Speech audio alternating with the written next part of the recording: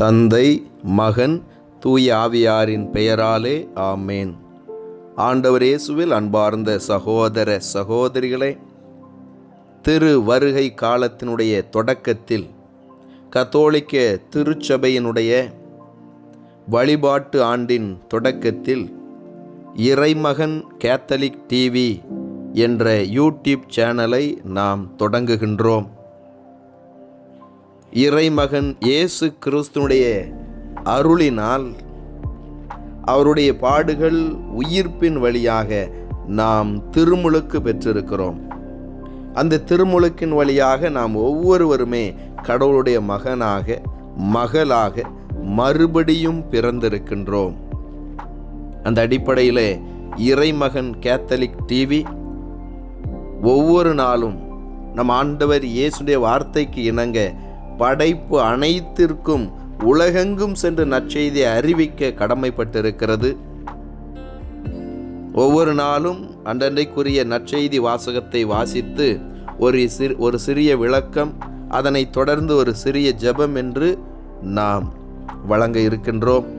அன்பிற்குரியவர்களே, நீங்கள் எனக்காக ஜெபிக்க உங்களை அன்போடு கேட்டுக்கொள்கின்றேன்.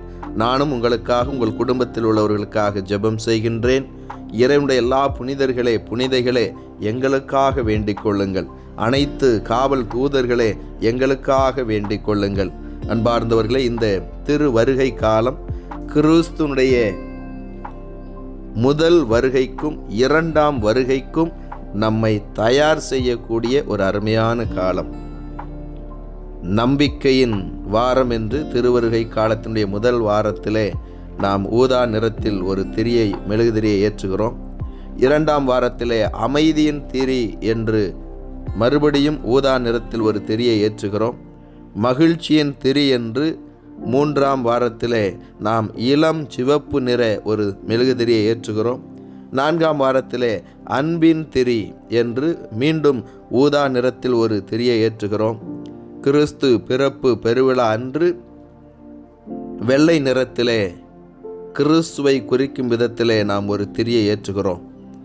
இந்த அடையாள செயல்களின் வழியாக கிறிஸ்துடைய வருகைக்கு நம்மை தயார் செய்ய நாம் அழைக்கப்படுகிறோம்.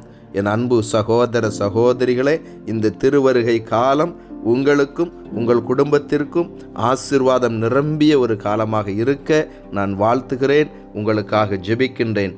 எல்லாம் உள்ள இறைவன், தந்தை, மகன், தூய ஆவியானவர் உங்களை, உங்கள் குடும்பத்தை ஆசீர்வதிப்பாராக. ஆமேன்.